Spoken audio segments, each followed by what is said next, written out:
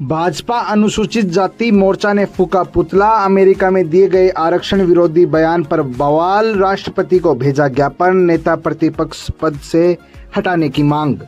गत दिनों विदेशी दौरे अमेरिका गए कांग्रेस नेता एवं नेता प्रतिपक्ष राहुल गांधी द्वारा दिए गए आरक्षण विरोधी बयान पर बवाल मचा हुआ है। भाजपा लगातार इस मामले को लेकर कांग्रेस पार्टी व राहुल गांधी पर हमलावर दिख रही है। भाजपा की ओर से राहुल गांधी के द्वारा दिए गए बयान पर सार्वजनिक तौर पर देश से माफी मांगने की मांग की जा रही है। वहीं अब इसका विरोध सड़कों पर नजर आने लगा है। झुंझुनू जिला मुख्यालय पर जिला कलेक्ट्रेट के आगे भाजपा अनुसूचित जाति मोर्चा ने राहुल गांधी का पुतला फूंककर आरक्षण को लेकर दिए गए बयान की कड़े शब्दों में निंदा की है। जिला संयोजक पवन मेघवाल ने बताया कि कांग्रेस के नेता प्रतिपक्ष राहुल गांधी के अमेरिका प्रवास के दौरान दिए गए आरक्षण विरोधी बयान पर भाजपा के अनुसूचित जाति मोर्चा ने विरोध जताया है। जिला कलेक्ट्रेट पर राहुल गांधी का पुतला फूंका गया है। इसके बाद जिला कलेक्टर के मार्फत राष्ट्रपति को ज्ञापन भेजा गया है। साथ ही राहुल गांधी से नेता प्रतिपक्ष पद से इस्तीफा देने की मांग की गई है। इस दौरान विरोध प्रदर्शन के दौरान भाजपा जिलाध्यक्ष बनवारी लाल सैनी, भाजपा नेता पूर्व जिला उपाध्यक्ष कुलदीप सिंह काली पहाड़ी, भाजपा प्रदेश मंत्री अनुसूचित मोर्चा व जिला प्रवासी प्रभारी सीताराम, भाजपा नेता शिव कुमार जेवरिया, रणवीर गुड्डा आदि कई भाजपा नेता मौजूद रहे। नगर परिषद सभापति नगमा बानो की प्रेस कॉन्फ्रेंस। सभापति ने दिखाई पार्षदों की एकजुटता। भाजपा सरकार पर जड़े बड़े आरोप। कहा सरकार की नीयत साफ नहीं। स्वायत्त शासन मंत्री झाबर सिंह खर्रा के बयान के बाद राजस्थान की राजनीति में सियासी भूचाल मचा हुआ है, जहां उन्होंने सूरजगढ़ दौरे के दौरान जयपुर की मेयर एवं झुंझुनू सभापति पर एक बयान जारी किया था। अब झुंझुनू नगर सभापति नगमा बानो ने मानो एक तरह से भाजपा को जवाब दिया है, जिसमें वो पहले पार्षदों के साथ नजर आई, जहां नगमा बानो की मौजूदगी में कांग्रेस पार्टी एकता जिंदाबाद के नारे लगाए गए। इसके बाद नगमा बानो ने प्रेस कॉन्फ्रेंस के जरिए भाजपा सरकार पर बड़े आरोप जड़ते हुए भाजपा सरकार की नीयत पर सवाल खड़े किए हैं। दरअसल नगर परिषद सभापति पर कई आरोप के चलते ये चर्चा हो रही है कि उन पर कार्रवाई हो सकती है।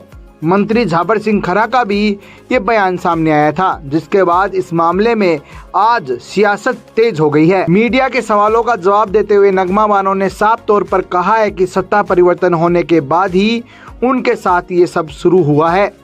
जांच पर भरोसा नहीं था, इसीलिए वे हाई कोर्ट जाकर अपना पक्ष रखना चाहती थी या जाना पड़ा है।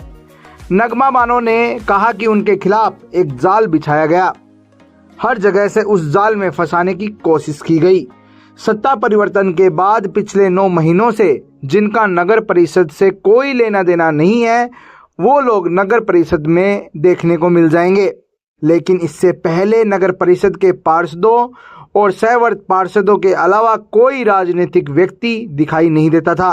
नगमा बानो ने कहा कि किसी प्रकार का भेदभाव नहीं किया गया है, न ही भ्रष्टाचार किया गया है। ये तो केवल सरकार की नीयत खराब है। आप सबसे मैं आपको खस्तारत अपन बहुत दिनों बाद रूबरू हो रहे हैं, तो मैं आप लोगों को कुछ 1-2 बात और शेयर कर ही लूँ। जैसे आप लोगों ने सवाल ही कर लिया, अपन ने विकास की अगर दृष्टि से अपन देखें झुंझुनू शहर को, तो आप अपने एक बार दिल पे हाथ रखिए, हाकि ईमान से बताइएगा कि क्या झुंझुनू में विकास नहीं हुआ। आप आज से 5 साल पहले झुंझुनू को देखते, एक भी सड़क पे आप पैदल चल के दिखा दो, एक भी सड़कों पे पैदल चल के दिखा देते। क्योंकि मैं झुंझुनू से ही हूँ, ये थोड़ी था कि मैं झुंझुनू से नहीं हूँ। मैंने झुंझुनू की स्थिति को बहुत पहले से देखती आई हूँ, लेकिन आज आपको झुंझुनू में बहुत सी ऐसी कम सड़कें, बहुत सी ऐसी कम गलियाँ मिलेगी जहाँ आपको कच्चा रास्ता मिलेगा। हमने जो हमारी मूलभूत नगर परिषद की जो अहम है और जो लोगों की सुविधाएं हैं, सड़कें, लाइट और सफाई व्यवस्था, हमने कहीं कमी नहीं रखी। लाइटों की स्थिति इस हद तक अपनी सही हुई। एक बात आपको और बताऊं, अपनी अभी जो लाइटों की स्थिति बेहद खराब हुई बरसात के मौसम में, अपना लाइट के लिए नए ऑर्डर जारी हो गए, एनआईटी अपन ने लगा दी, वहाँ से लाइटों के एनआईटी को रोक दिया, अपने को लाइट तक नहीं मिल रही। बताओ, तो अपन स्थिति कहाँ से सुधारें? पर्सनली नगर परिषद नहीं खरीद सकती लाइटें, अपनी लाइटों को वहाँ से रोक दिया। सफाई की स्थिति को सुधारने के लिए सरकार ने एक बार फिर मौका दिया था, और भी बहुत से वैकेंसियाँ निकालने का, अपनी और अच्छी टीमें और मिलती, उसको वहाँ से रोक दिया गया। मतलब जितना इन लोगों का प्रयास हो सका अपने को दबाने का, अपने को नीचा दिखाने का, उन्होंने एडी से चोटी तक का जोर लगा दिया, लेकिन ये लोग कहीं भी सफल नहीं हो। ये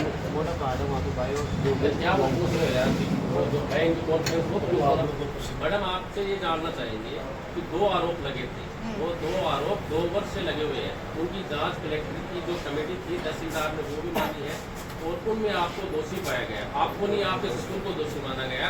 वो ही रिपोर्ट डीएलपी में प्रस्तुत हो रही, प्राथमिक जांच में उनको आपको दोषी माना है। उसमें आपसे जवाब मांगा गया था 10 तारीख को। उनका जवाब जब हम हाई कोर्ट में हमने ये बात रखी थी तो हाई कोर्ट ने भी हमसे जवाब मांगा। मैंने आपको जवाब ही प्रस्तुत करना था, क्योंकि जहाँ अपन को ये लगे ना, जब सत्ता परिवर्तन का जाल जब सब जगह फैला, तब आपको लगता है कि कहीं हमारे जवाब को तवज्जो मिलेगी? आपको लगता है कि जब मैं आपके खिलाफ हूँ तो क्या आपकी गवाही मेरे पास एक्सेप्ट होगी? आपकी थोड़ी बहुत, मैं यही कहूँगी ना कि मुझे इनमें ऐब निकालना है, चाहे मैं कहीं से भी निकालूँ, चाहे मैं इनसे पूछ के निकालो। अब ये भी इनके साथ काम करते तो मैं इनसे निकालूंगी, कुछ इनसे निकालूंगी, लेकिन मुझे आपका माइनस पॉइंट दिखाना है, प्लस पॉइंट मैं आपका कहीं नहीं दिखाऊंगी। तो वही चीज़ हुई है, ये जाल बिछा जैसे ही सत्ता परिवर्तन हुई, तो जैसे ये जो जाल था, और जाल इस तरीके से बुना गया कि इनको हर जगह से घेर लिया जाए। आज इल्ज़ाम लगते हैं, पार्षदों पे लगाते हैं, मेरी टीम पर लगाते हैं। मेरी नगर परिषद में कोई भी सदस्य ऐसा नहीं बैठता है, कोई भी ऐसा सदस्य नहीं है जो नगर परिषद से जुड़ा ना हो, चाहे वो मेरे मनोनीत सदस्य हो, चाहे वो मेरे पार्षद हो। अभी आप नगर परिषद की पिछले 9 महीने में हालत देखना चाहोगे तो आप देखिए, जिनका कोई लेना देना नहीं है वो लोग आपको वहाँ मिलेंगे। मैं किसी का नाम नहीं लेना चाहती, आप लोगों से कुछ भी छुपा हुआ नहीं है। और बाकी कॉम्प्लेक्स बना हुआ है, वो रोड पे बना हुआ है, उसको अतिक्रमण माना है, उसकी कार्यवाही जो है वो बनाने की नगर परिषद में ऐसी। आप एक बार नगर परिषद पधारिए, आप लोगों को मैं लिस्ट मुहैया करवाऊंगी। झुंझुनू शहर में जितने भी मैंने हम लोगों ने टारगेट किया, उन सब की मैं लिस्ट दूंगी आपको, और 1 बाय 1 चलेंगे। सब पे कार्यवाही हुई है, सबको नोटिस मुहैया करवा दिया गया है, और आगे भी जो भी कार्यवाही का आगे से नोटिस निकलेगा उन लोगों को जवाब देना होगा, और वो कार्यवाही जरूर की जाएगी। आपको नोटिस मिला, आप नोटिस के जवाब के तुरंत बाद ही हाईकोर्ट का रुख करिए। आपको डर था कि आपको कोई कार्रवाई होगी? हाँ, मुझे किसी का डर नहीं था, ना मेरी मंशा पे था, ना मुझे डर था सरकार की नीयत का, क्योंकि फिलहाल सरकार की नीयत साफ नहीं है। क्योंकि सही था तो फिर नीयत का डर अपने, मैंने अभी आपके ऊपर लेके एक बात कही है कि जब मुझे ये डर है, मुझे डर इस बात का नहीं था कि मेरा जवाब गलत था या मैं गलत हूँ। अगर गलत होती तो आपको 4 महीने और ये इतने 4 साल इतने महीने जो निकले उनमें आपके सामने आ जाता। लेकिन जैसे ही सरकार बदली, मंत्री जी के पास ये लोग जाने लगे, डीएलपी में इन लोगों ने इतना सब कुछ किया है। जैसे हमारे प्रदीप जी अभी कुछ बात छेड़ रहे थे कि आपके पास कुछ खबरें तो होंगी, तो जब ये लोग इस हद तक गुजर सकते हैं तो अपने को आपको लगता है कि कहीं अपनी चलेगी। तो जब इंसान को कुछ ये रहे ना कि अपनी अच्छाई को दबाने की पूरी प्रयास किया जा रहा है, तो इंसान कुछ एक लेवल बढ़ के सोचता है। तो मैंने भी वही किया।